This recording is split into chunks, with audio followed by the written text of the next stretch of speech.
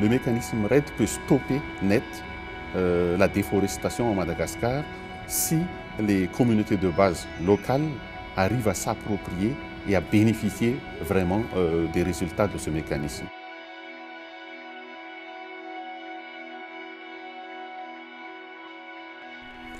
Vue du ciel, la côte nord-ouest de Madagascar a l'air de se dissoudre dans l'océan Indien. Mais ce que l'on voit, c'est en fait l'érosion des sols causée par une déforestation massive. Les terres arables se déversent dans les rivières, leur donnant une teinte rouge et tuant au passage une partie de la faune et la flore qui y vivent. Ces 60 dernières années, la moitié des forêts de Madagascar ont été détruites. Cela est principalement dû à l'utilisation massive du bois et du charbon pour cuisiner et au défrichement des forêts à des fins agricoles. La culture brûlée, c'est l'agriculture des pauvres dans les forêts. Parce que dans les forêts de Madagascar actuelles, où ce sont tous des coins isolés, les populations n'arrivent plus à subvenir à leurs besoins pour le travail. Donc ils ont besoin vraiment de défricher la forêt naturelle. À Madagascar, l'agriculture sur brûlis n'est toutefois qu'un facteur parmi d'autres de la déforestation. L'exploitation minière, la récolte de bois illégalement abattu, le pâturage non régulier du bétail sont autant d'autres facteurs directs de la destruction des forêts. Mais il est encore plus important de prendre en compte les facteurs indirects de cette déforestation. La pression démographique, la pauvreté, le manque de coordination politique et sectorielle, la faible gouvernance due à la récente crise sociale et politique qui a secoué le pays. Ce sont autant de facteurs structurels qui demandent des solutions structurelles. Le mécanisme RED+, veut inciter les pouvoirs publics à élaborer et mettre en place ces solutions. Mais au cours des dernières décennies, ce sont surtout des ONG qui ont assuré à l'échelle locale le gros de la lutte contre la déforestation. Jusqu'ici, RED a financé 5 projets pilotes dans le pays.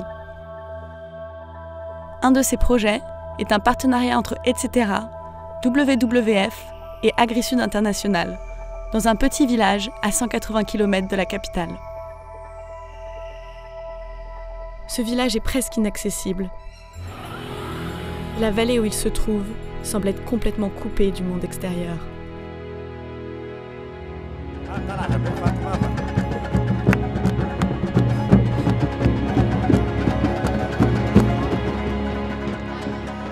Ce projet RED+, a instauré un certain nombre de techniques agricoles durables, telles que les systèmes de riziculture intensive qui visent à accroître les rendements tout en conservant la fertilité des sols, ce qui permet de limiter l'agriculture itinérante sur brûlis.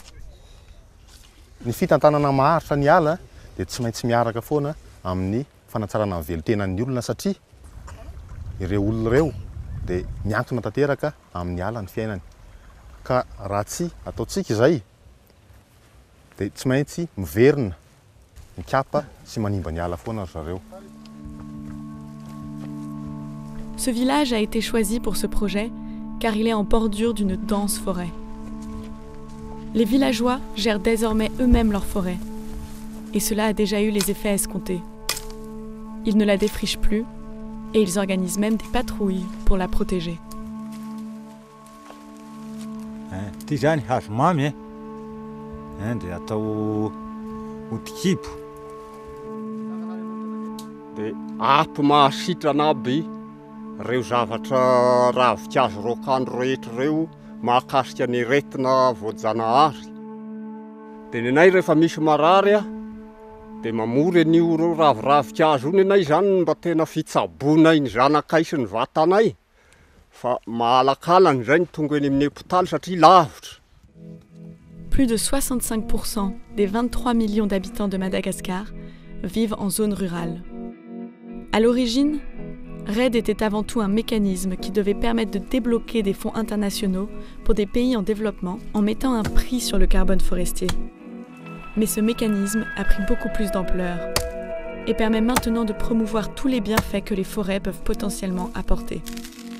Le carbone, c'est abstrait, mais empêcher l'érosion des sols, garantir l'accès à de l'eau de bonne qualité, fournir du bois et de l'énergie, de la nourriture et des remèdes traditionnels, ainsi que jouer un indéniable rôle culturel et religieux, sont autant de bienfaits tangibles qu'une forêt apporte.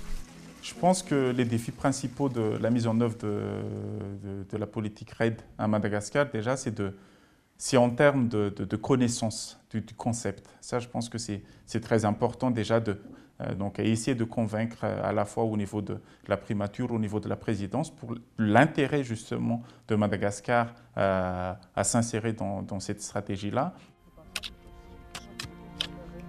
Mety sahirana ihany aloha raha hoe lahatra zao azo zao satria na ny rano amin'ny vary aza mety sahirakirana ihany satria avy amin'ny hazo daholo ny rano amin'izao tany izao. En allant au-delà d'une approche conservationniste, en prenant en compte les conditions de vie et moyens de subsistance des populations locales, et en leur transférant les compétences nécessaires pour qu'elles comprennent l'importance des forêts et en fassent bon usage, ce type de projet a eu de très bons résultats à l'échelle locale. Mais le paiement volontaire de crédit carbone n'a pas été suffisant pour transformer ces projets locaux en initiatives nationales. Or, l'approche nationale est la seule qui permettra de vraiment réduire la déforestation dans un pays aussi grand que Madagascar. S'il y a un message principal que je voudrais passer, c'est que la résolution des problèmes forestiers n'est pas dans la forêt. C'est un problème général, vraiment au niveau de la gouvernance du pays. Le taux de déforestation du pays reste élevé, à environ 0,5% par an. Protéger les forêts au nom de la conservation de la biodiversité n'a pas permis de stopper la déforestation. Les protéger uniquement pour ne pas relâcher dans l'atmosphère le carbone forestier n'aura probablement pas plus de succès. Mais si les forêts deviennent un facteur de développement national durable, alors leur valeur devient indéniable aux yeux de tous. Cela devrait inciter le gouvernement à faire face aux problèmes structurels du pays.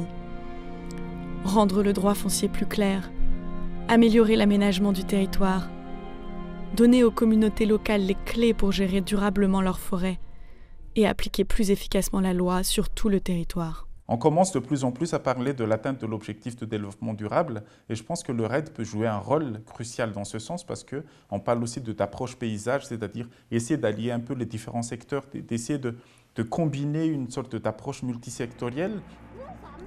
Comparé aux autres pays d'Afrique, Madagascar montre qu'à l'image du PHCF, les projets REDD+ du pays ne peuvent plus seulement poursuivre leur logique conservationniste en la faisant financer par les marchés du carbone. L'action locale doit être soutenue par une politique nationale de réforme de tous les secteurs liés aux forêts. Agriculture, énergie, exploitation minière, droit foncier et application de la loi. Les forêts en tant que telles valent déjà le coup d'être sauvées, et en les faisant devenir un levier de développement pour le pays, leur valeur devient indéniable aux yeux de tous. D'un point de vue personnel, comme tout malgache qui se respecte, on attache une importance par rapport au Tandrazan, par rapport aux terres des ancêtres.